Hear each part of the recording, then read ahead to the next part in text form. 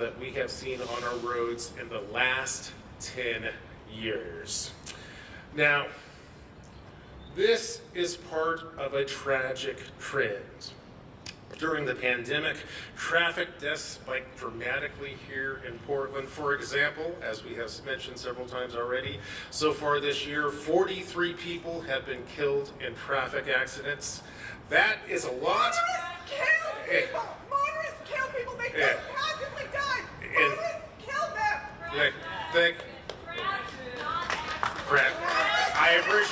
I appreciate the notes. 43 people have been killed in traffic crashes. Motorists kill 43 people! Say it! Now, that's a lot. In fact, today, traffic deaths in Portland are higher than they have been in the last 30 years. Now, please, if I could have a chance to come and acknowledge the truth that motorists kill. We're here to talk about traffic safety. Actually, what I'd like to do is to say this. As the traffic commissioner for the city of Portland, I want everyone to know it doesn't have to be this way. Traffic fatalities are preventable. Now, here in Portland, two factors are strongly associated with traffic deaths. These factors are speed and driving while impaired. Portland could cut traffic deaths in half today if Portlanders embrace just two common sense practices.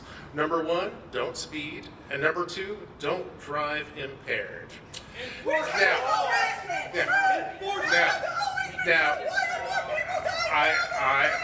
I hear your rage, I hear your frustration, and I share it, which is why what I wanted to say right now is that I'm trying to educate people about the traffic situations and the traffic challenges that we face in the city of Portland.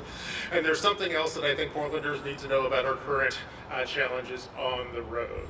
Almost 80% of the traffic deaths in Portland this year occur on just 8% of our streets. Now, these high crash corridors are in some of our most used neighborhoods and are some of our most used streets. We're talking about streets like Powell and Marine Boulevard and Division and Columbia and Lombard. Now, some of these streets are controlled and maintained by the city of Portland, and some are actually highways that are controlled and maintained by the state of Oregon. For example, Powell Boulevard is owned and maintained by the state of Oregon. Sadly, in the last 10 years, 30 people have died on Powell Boulevard,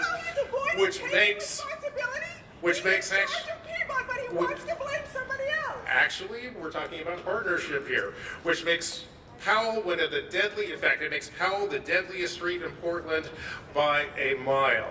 That's why I'm committed to working with ODOT to find resources and the vision needed to make Powell Boulevard and Portland's other high crash corridors safer. And that's why I want to thank ODOT in particular and ODOT Director Chris Strickler for his partnership in this endeavor. And I want to recognize and acknowledge our good friends from ODOT and thank them for joining us here today. Now, speaking of collaborations, I am so glad that Sarah Iannarone from the Street Trust was able to join us today. I want to thank Sarah and the Street Trust for the advocacy they bring to the project of eliminating traffic deaths here in Portland. I also want to thank Multnomah County Chair Jessica Vega Peterson and the Multnomah County Public Health Department for joining us today. We are grateful for the advocacy and expertise that the county brings to the work of making our streets safer. And I also want to thank the federal government for joining our movement to make Portland's roads safer. In particular, I want to acknowledge Transportation Secretary Pete Buttigieg, who visited Portland just a few weeks ago to see with his own eyes the safety needs we have on 82nd Avenue. Well, I want to thank the Transportation Secretary and our federal partners for joining us in the efforts to make our streets safer. I also want to challenge the federal government to do more to make cars safer. Now, here's why. Last year, half the people killed in traffic crashes in Portland were walking or biking. One of the challenges that we face today is that cars keep getting bigger and heavier and faster, which in turn makes them more deadly. We need the federal government to make sure that cars and trucks are safe, not only for the people inside the car, but also for people who are walking in our community. Now, I want to close by sharing. Now, I want to share. Well, I hear. This is what I'm about. Here's the message I want to close today with. And here's a fact that I hope that doesn't get lost in the midst of our passions. And indeed, I think this fact is one of the reasons why we're so passionate about this issue today. This year, 5 young people under the age of 18 have died in traffic crashes in our streets. As the father of 2 teenage boys, that fact both scares me to death and breaks my heart. And I am not alone. Every Portlander is horrified by the carnage that we see on our streets, and every Portlander is committed to the goal of Vision Zero, which is why I am here today to remind Portlanders that there is hope. We can reduce traffic deaths here in Portland by driving slower, driving sober, and building safer roads. And now I have the great honor of introducing our next speaker, Sergeant Engstrom from the Portland Police Bureau's Traffic Division, who will tell us about this life-saving work being done by the Traffic Division. Welcome, Sergeant. The commissioner had no suggestions for what's the plan. Nothing. He would do. What's the plan? Mayor of the city. He's running for mayor on the platform of nothing. What's the plan? Good morning, ladies and gentlemen. Thank you for being here. I think many of you have probably been around at a few of the press conferences that I've spoken at over the years and probably, hopefully, understand the respect I have for traffic safety and how much I care about the people that are on the roadways. I've been with Portland Police Bureau for over 19 years, and about 10 and a half years of that has been in the Traffic Division. Traffic is my passion. That's where I want to be. I don't want to be anywhere else. I want to make the streets safer for all of us that are using them. Now, those names that were read, those names and the ones from last year, I was personally at probably more than half of those traffic fatalities. I'm on call right now. If my pager goes off, I have to go to a traffic death. And that's how I spend a great portion of my work days and years in the Traffic Division. It weighs on all of us to see that carnage, to see the families devastated. I have lost track of how many times I've had to go tell a parent that their child will not be coming home. I've had to leave crash scenes and call my wife to decompress a little bit afterwards because I'm thinking about my 6 kids that I have that are out on the roadways and my young teenage drivers and young adult drivers in my household. So it is extremely important to me to make these streets safer. My kids are out there just as well as your kids. So we've had 44 deaths this year so far. 15 of them are pedestrians. Thankfully, none of them have been bicyclists yet. We're at 0 so far. Last year, as Commissioner Mapps mentioned, was a record-setting year for the number of pedestrians killed on Portland roadways. Last year was also a record high for about 3.5 decades. You have to go back to the early 80s to get a higher number of traffic deaths on our Portland roadways. So I mentioned we're at 44. Last year, as of today, we had our 39th. So what's the plan? So last year was a record-setting year, and now we're on track for higher. So how do we prevent? So many of you will remember that a couple years ago, because of staffing issues, the Traffic Division was cut. And for 2 years, I was the only traffic member full-time. And so recently, we've got our staffing enough to where we brought back about 2/3 of our Traffic Division. In case you didn't see it in May, we now have traffic division coverage 7 days a week from 5 p.m. till 3 a.m., which is when we have the majority of the DUI and speed racing type instances. So almost every night,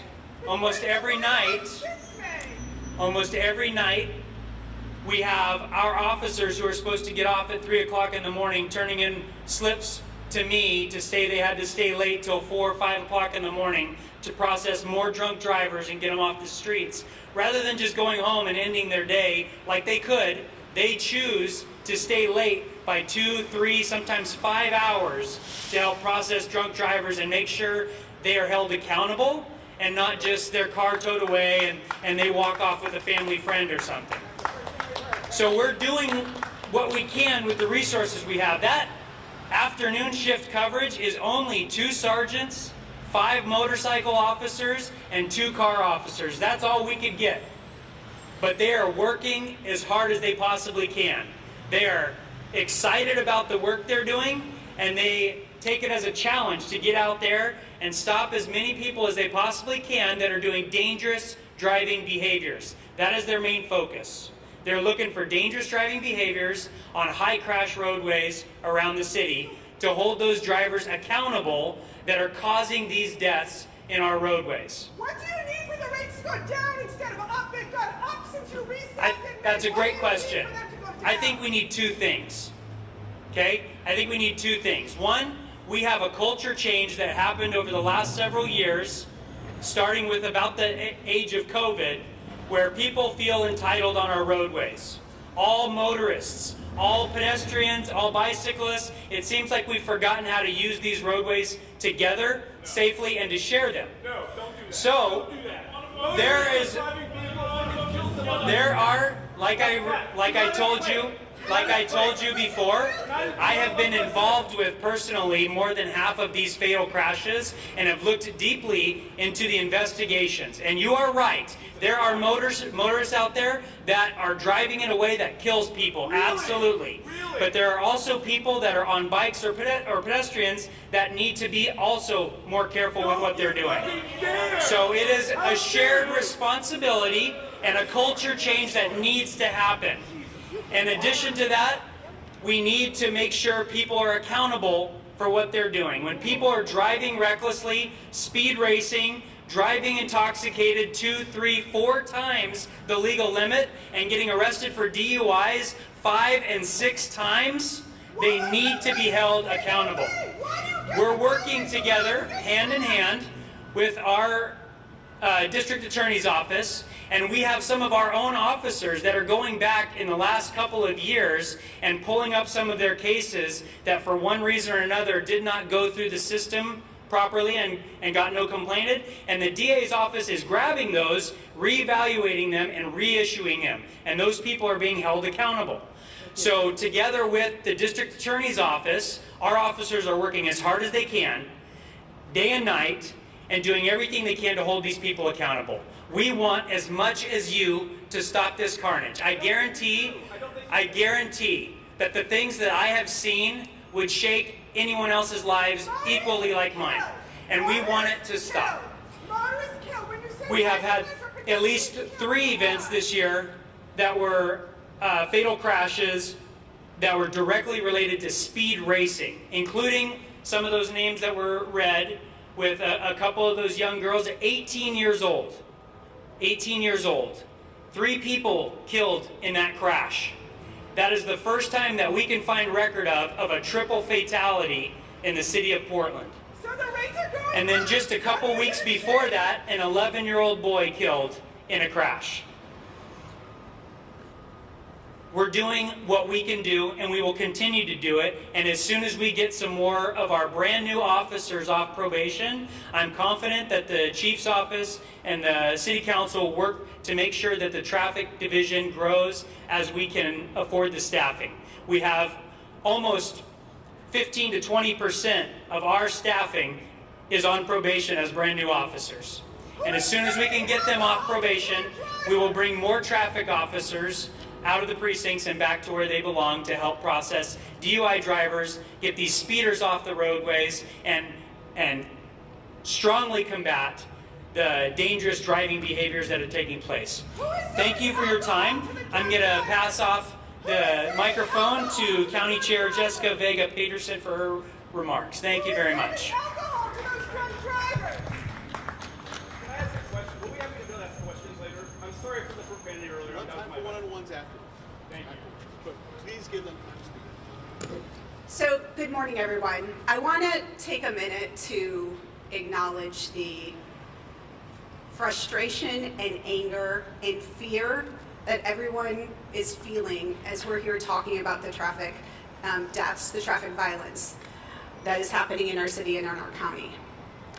Yesterday, I was at home and my 13-year-old son was so excited because he was getting ready to get on his bike to go ride around our neighborhood and visit some of the shops.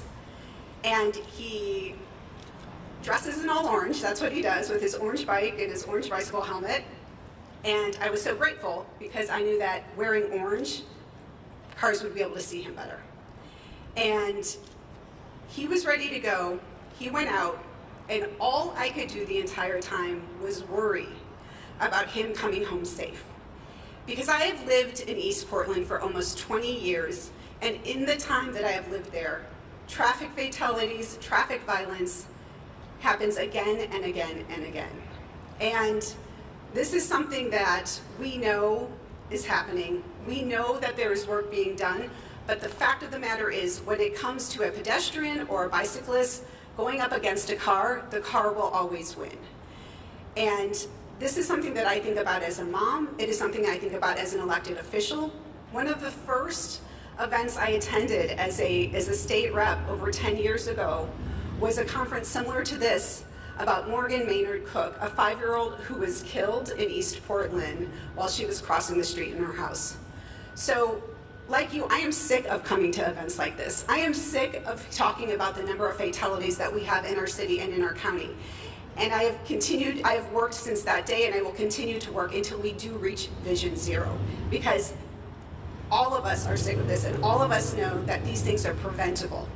So I am really glad to be here today. I thank Sergeant Engstrom, thank you, Commissioner Maps, for being here to recognize this threat to people in our community. I wanted to be here in partnership with the city because this is one of those issues that it's going to take coordination and investments from all of us to solve it. As Commissioner Maps and Sergeant Engstrom have already addressed, we're here today to ask our community to stand with us in our work to reverse the deadly trend of traffic fatalities in our streets. Because these deaths are absolutely tragic and they're also absolutely preventable. Today, Multnomah County releases our health department's traffic fatality report, which takes a safe system approach to addressing the trends and factors contributing to the crisis. This report, coming at this time, hits close to home for Multnomah County.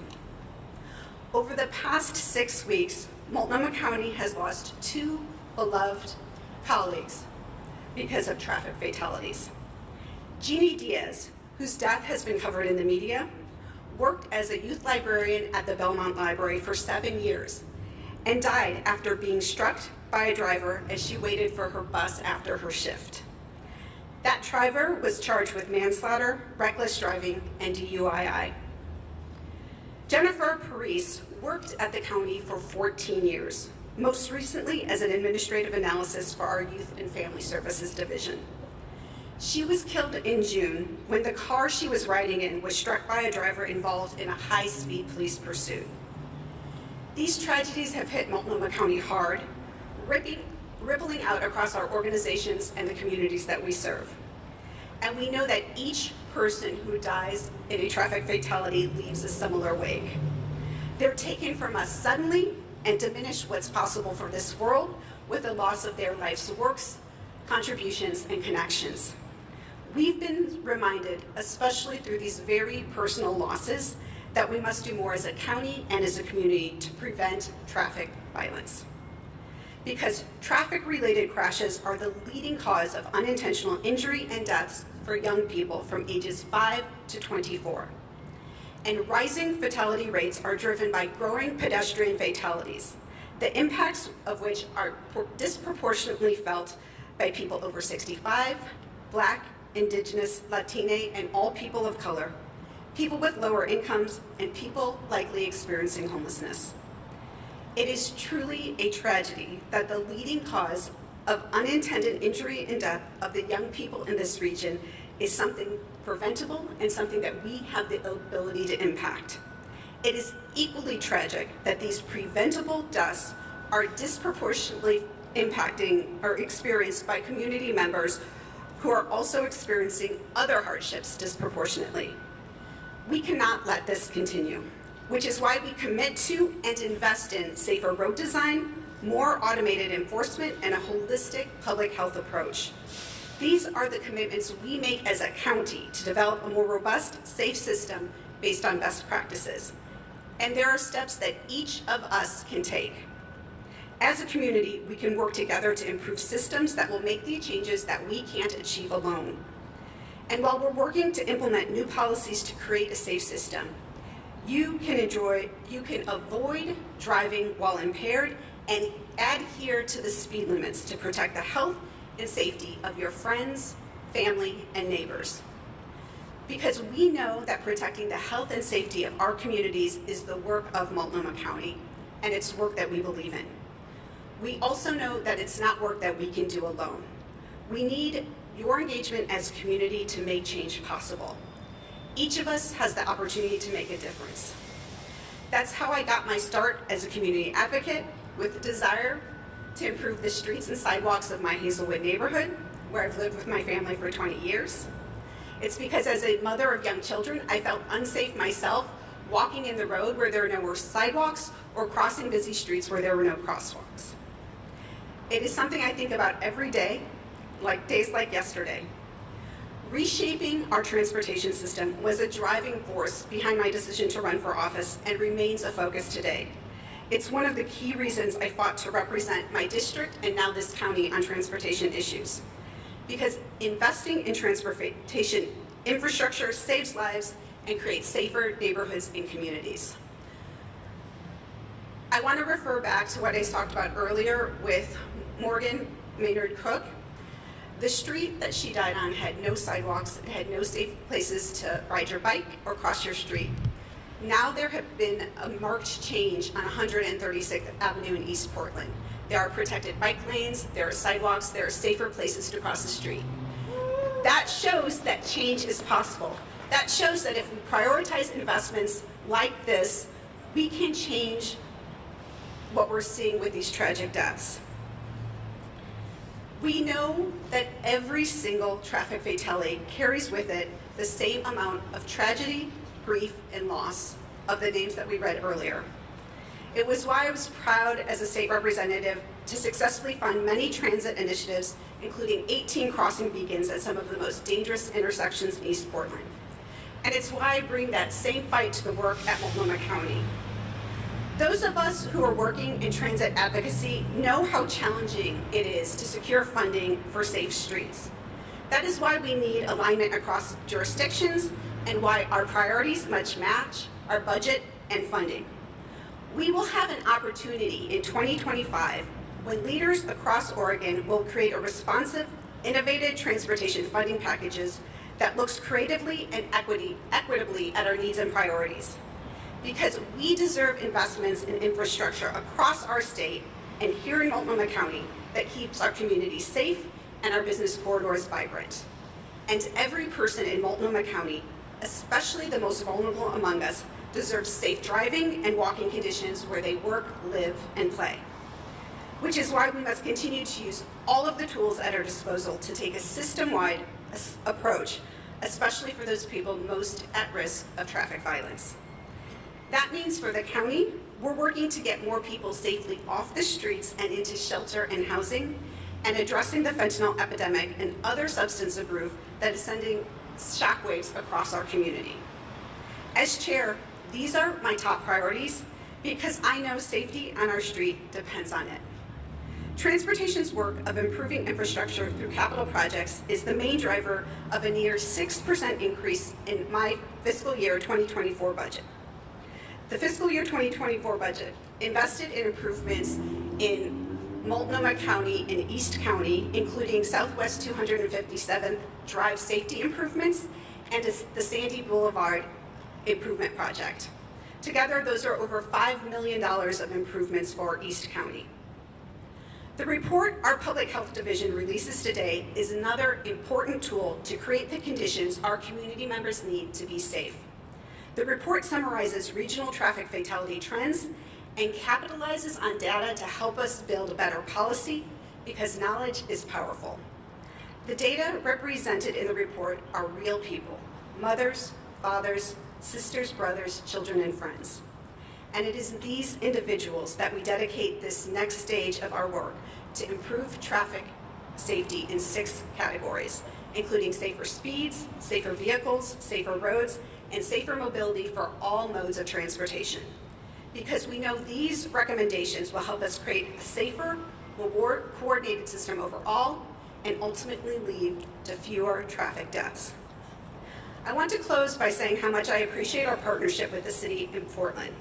The commitments they are making to increase traffic cameras and invest in corridor improvements and new safe speed policies will improve traffic safety.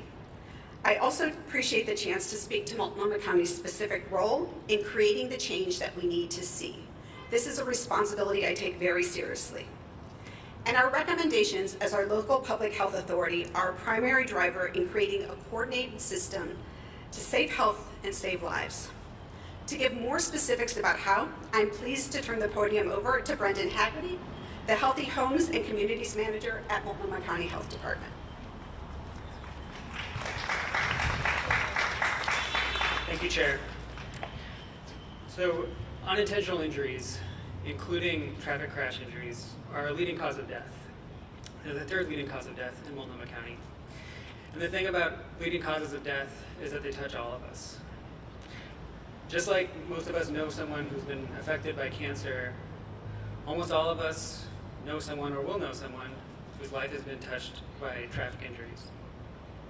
For me, the most recent tragedy is the loss of my colleague at the county, who was also my child's librarian. Each loss is a beloved member of our community. It's real pain on a human level. And people are being hurt and killed on our roads. But as we've heard today, every one of these deaths is preventable. When we look at this from a public health perspective, it's especially alarming for 3 reasons. First, as I mentioned, it's a leading cause of death, and we pay close attention to leading causes of death. Second, the trend is going up. As recently as 2014, we had just 28 deaths on roadways in Multnomah County. And over the last 3 years, we've had more than 80 annually. And the third reason this is especially alarming for public health is that we see racial disparities. In Multnomah County, the death rate from traffic crashes among the Black population is about twice the rate as the non-Hispanic white population. So in response to this alarming situation, my colleagues in public health have dug deeply into the data and looked at it from an epidemiology perspective.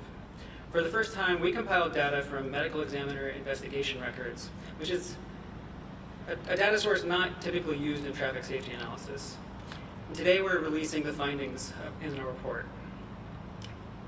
Those findings focus on 3 factors that influence crash injuries: speed, housing status, and intoxicants. We reviewed these factors for 170 deaths over a 2-year time frame of 2020 and 2021. And I'm going to share just a few of the findings with you now, but I encourage folks to look through the whole report for more detail. First, our findings on speed. The risk of serious injury and deaths increases exponentially as speed increases, which is why the World Health Organization recommends a maximum of 30 miles an hour on urban roadways. We found that excessive speed was a factor in 42% of traffic crash deaths over that 2-year time frame. Next, we looked at housing status. People who experience houselessness are more likely to be killed in a traffic crash. And this is consistent with our understanding of exposure and risk. People who spend a lot of their time outdoors near roads or even living in the right-of-way are way more exposed to the risk of injury from cars and trucks. Over that 2-year time frame, we found that 1/4 of all traffic crash fatalities were people experiencing houselessness. Finally, we looked at intoxicants. And we found that drugs and alcohol were really often present in people killed in traffic crashes, with 4 out of 5 victims testing positive for at least one intoxicant. That does not necessarily indicate impairment, but it is a very high proportion. The good news is that communities across the country and around the world have shown us what works to prevent these deaths. When we look at common elements of effective strategies, they fall into a set of principles called a safe system approach, which you've heard discussed today. One of the critical insights of that approach is that humans make mistakes, and our system should be built so that when mistakes happen, they don't result in serious injury. Safe systems include safe speeds, safe vehicles, safe road users, safe roads, and safe post-crash care. A critical part of that safe system is safe road users, and the county's piece of that is helping with more stable housing and more behavioral health support. Where we rely on cities is for safer roads, and what PBOT has done with corridor improvements such as on Outer Division is an excellent example of making our most dangerous corridors safer. We recognize that changing this whole system takes time, and while the county works to enhance behavioral health resources and the city works to make our roads safer, there are proven ways to reduce harm in the meantime. Automated enforcement is a good example. We're very optimistic about the City of Portland's plan to install 40 traffic cameras in the next year. In combination with corridor improvements and safe speed policies, this is meaningful progress toward a safe system. We will continue to partner with the city to address this public health issue, and public health will continue to use the tools of epidemiology to understand the risks. And now I'd like to invite Sarah Iannarone, the Executive Director of the Street Trust, to come share her perspective.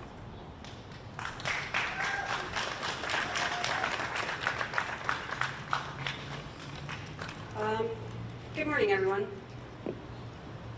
Thank you, Commissioner Max, Director Williams, Officer Engstrom, Chair Viggo-Peterson, and Mr. Haggerty for your remarks today. My name is Sarah Iannarone, and I do serve as the Director of the Street Trust.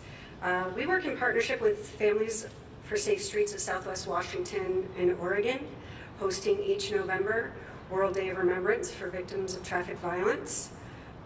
It keeps growing every year, unfortunately, when it should be headed in the opposite direction. But beyond this, we advocate year-round for policies, legislation, and funding aimed at improving street safety. And we're proactive in leading programs that educate and encourage safe use of our streets, whether you're walking, bicycling, rolling, riding transit, or operating a motor vehicle. In recent years, we've been horrified by the marked rise in traffic fatalities, especially deaths of people while walking, while experiencing homelessness, and young people. This public health epidemic is preventable, but only with timely attention and action from the government at every level. And I should stop to thank ODOT. I didn't thank them on my way in, but they did fund the Street Trust to do a research project about traffic safety with people experiencing houselessness, and hopefully we'll be able to get that report out this fall, so thank you for that, ODOT. The issue may seem complex, but at the core, it's quite simple, as you've heard. Speed, impairment, and distraction contribute to over 90% of vehicle crashes in the U.S., and we have the power locally to take action that reverses this. But let's be frank, that action is transformation of our system. And we need to transform that system so it's truly safe for our most vulnerable and our most fallible street users. That does include young people, people using cell phones, unhoused people, older people, tired people, distracted people, and yes, intoxicated people. As you've heard from our partners in public health this morning, they focus on harm reduction, which means implementing practical strategies that reduce negative consequences associated with less than optimal human behavior. Dr. Susan P. Banker, who founded the Johns Hopkins Center for Injury Research and Policy, puts it quite bluntly. The bottom line is, if you make the streets safe for drunk people, you make them safe for everybody. Given Oregon's high rates of alcohol-related fatalities, substance use and addiction, and the houselessness crisis, this is no laughing matter, and I'm certainly not arguing in favor of public intoxication. But my point is this: building streets which take into consideration that people do make mistakes makes us all better off in the long run. Do you always buckle your child into a safety seat before you drive or go on a bike ride? Have you ever appreciated smooth sidewalks and ADA curb ramps when you're walking the dog, using crutches, or pulling kids in a wagon to the park? Do you appreciate it when you push the button on the post, a bright light flashes, traffic stops, and you get not only a signal, but a feeling that it's safe to cross that street? These are all examples of safety investments which serve our most vulnerable street users, but which make life easier for all of us. They don't necessarily prevent human errors, but they can reduce them, and they can reduce harm when crashes occur. We can and must apply this same logic to our entire transportation system. Imagine a bustling street in Cannon Beach or even the French Quarter in New Orleans, busy with people, activity, and laughter. These compact, walkable neighborhoods and beautiful main streets are safe streets, and this type of community-oriented street can and should not be the exception but the rule in our city and region. Vibrant main streets are the foundation of a healthy society and prosperous economy. And for the first 2 decades of this century, Portland's great neighborhood streets helped attract talent and investment from around the globe, and they can be a central part of our post-pandemic recovery. So where do we go from here? Yes, we do need to address impairment on our streets, and we must dispel the misconceptions surrounding impaired driving and implement proactive measures to curb such practices. Let's look to Utah as a case study. In 2017, Utah reduced the legal blood alcohol concentration limit for drivers from 0.08 to 0.05, the lowest in the US. This single change led to a significant decline in traffic-related injuries, crashes, and drunk driving incidents without affecting alcohol sales. However, the most important factor, as you've heard today, contributing to this crisis is speed. And slowing the flock down makes for cute signage, but we need a serious statewide public health campaign to raise awareness about the dangers of impaired and high-speed driving.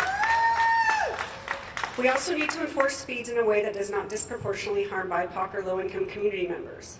This includes significant investments in automated traffic enforcement, which aren't dependent necessarily on police staffing levels because we passed a civilian review of traffic citations back in 2021. We can issue these citations with appropriate consequences. In New York, there's a proposal on deck for drivers with multiple speed cam violations to be ordered to install aftermarket speed limiters on their cars.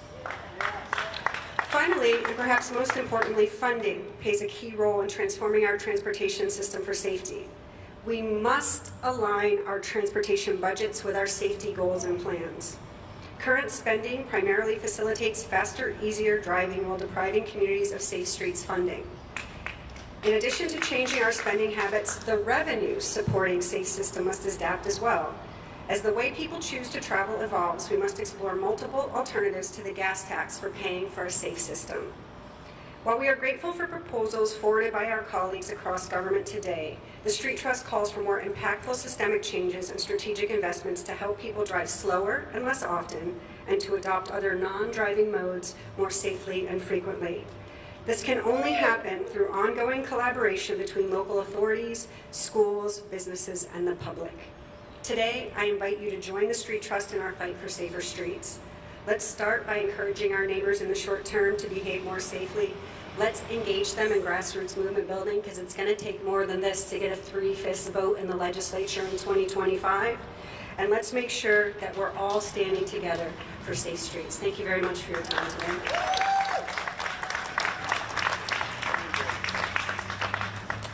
Thank you very much for being here. Media have follow-up questions. We'll have some time potentially for some one-on-ones. You can also email me follow-ups if you have data or the questions like that. Thank you very much for being here.